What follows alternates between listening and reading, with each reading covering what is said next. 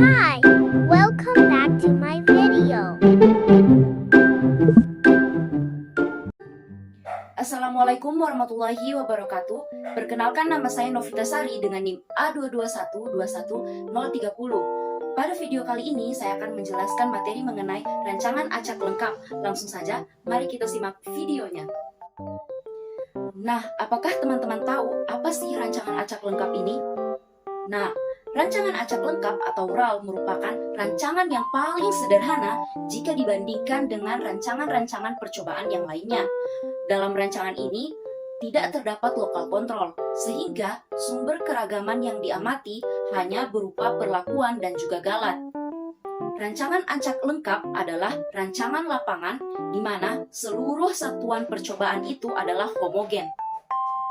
Kapankah kita harus menggunakan rancangan acak lengkap RAL? Jadi, rancangan acak lengkap itu dapat digunakan apabila yang pertama, satuan percobaan yang digunakan yaitu homogen atau tidak ada faktor lain yang dapat mempengaruhi respon di luar faktor yang kita coba atau kita teliti. Kemudian yang kedua adalah faktor luar yang dapat mempengaruhi percobaan itu dapat dikontrol, misalnya percobaan yang dilakukan di dalam laboratorium. Oleh karena hal tersebut, rancangan acak ini biasanya hanya ditemukan di dalam percobaan laboratorium atau rumah kaca. Apakah keuntungan dan kerugian yang dimiliki oleh rancangan acak lengkap RAL? Keuntungan dari rancangan acak lengkap atau RAL ini adalah yang pertama, perancangan dan pelaksanaannya yang mudah.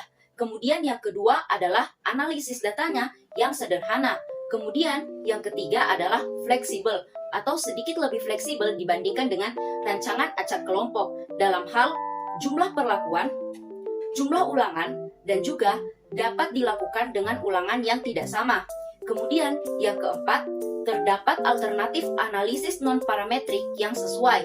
Kemudian yang kelima, permasalahan data hilang lebih mudah ditangani atau sedikit lebih mudah dibandingkan dengan rancangan acak kelompok, di mana data hilang tidak menimbulkan permasalahan analisis data yang serius. Kemudian, kehilangan sensitivitasnya lebih sedikit dibandingkan dengan rancangan lain. Kemudian, derajat bebas galatnya lebih besar atau maksimum.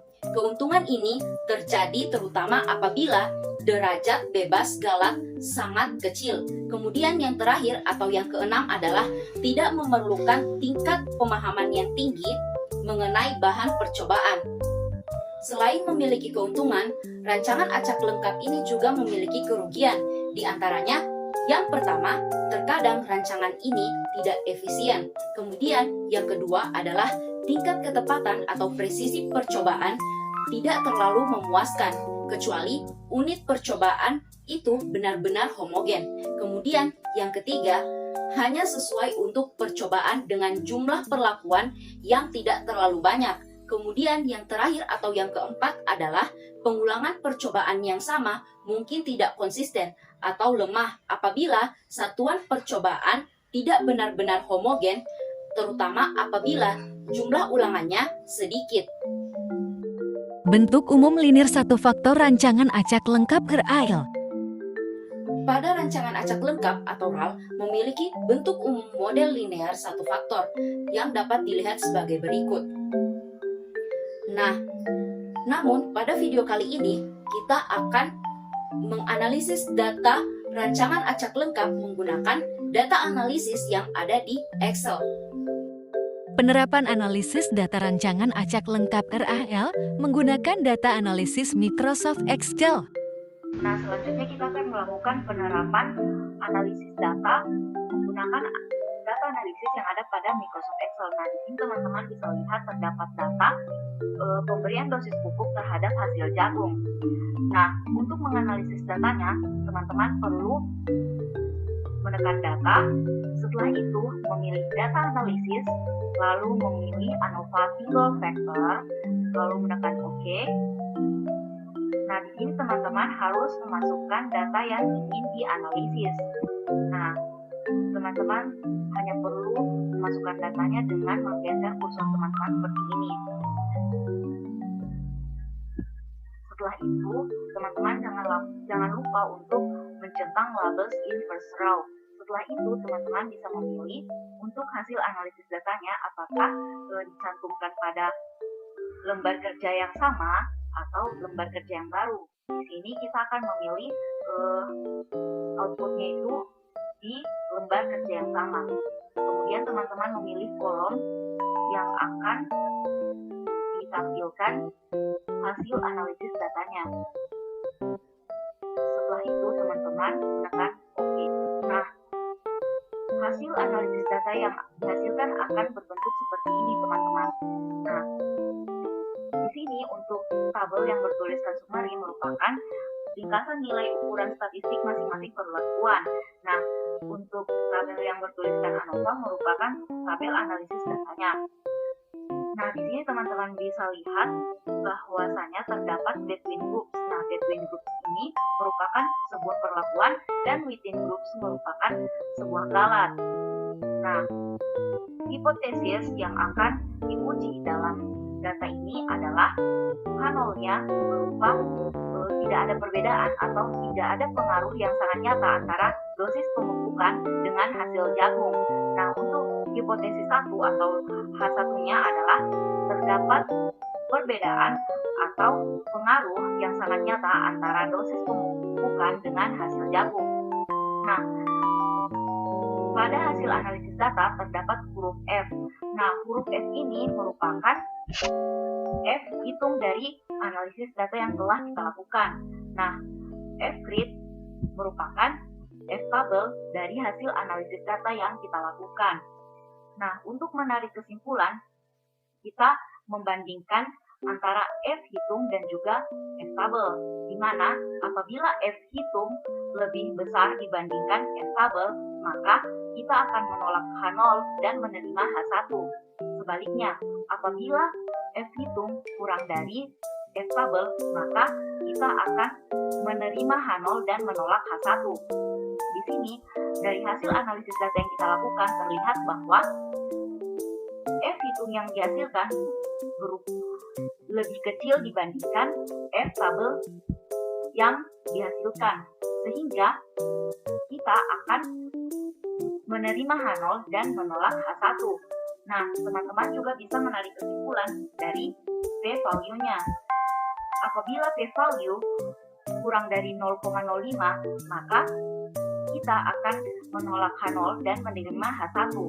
Nah, di sini terlihat bahwa p-value yang dihasilkan dari hasil analisis data lebih dari 0,05, sehingga kita menerima H0 dan menolak H1. Kita beralih pada contoh berikutnya. Di sini terdapat data penambahan berat pada bibit ikan umur 70 hari, di mana terdapat 4 perlakuan. 4 perlakuan tersebut merupakan jumlah pemberian pakan. Nah, jumlahnya yaitu 0,25 kg, 0,5 kg, 0,75 kg, dan 1 kg. Sedangkan pada tabel ulangan ke-1 merupakan jenis ikan lele dengan ukuran 3-5 cm, kemudian ulangan kedua merupakan jenis ikan lele ukuran 4-6 cm. Nah, pada data ini hipotesisnya yaitu hipotesis nolnya tidak ada pengaruh pemberian jumlah pakan terhadap berat bibit ikan. Kemudian H1-nya merupakan H1-nya terdapat pengaruh pemberian jumlah pakan terhadap berat bibit ikan. Di sini untuk menganalisis data sama seperti tadi, teman-teman tinggal tekan data, lalu memilih data analisis. Setelah itu memilih ANOVA single factor dan menekan OK. Setelah itu memasukkan data,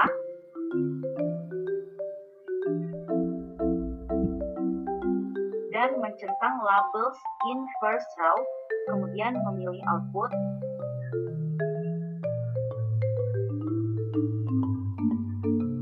Setelah itu menekan OK. Nah, teman-teman bisa lihat hasilnya. Nah, sama seperti tadi, bahwasanya between groups merupakan perlakuan dan within groups merupakan galat. Nah, di sini terdapat F hitung dan juga F tabelnya setelah dan juga p-value-nya.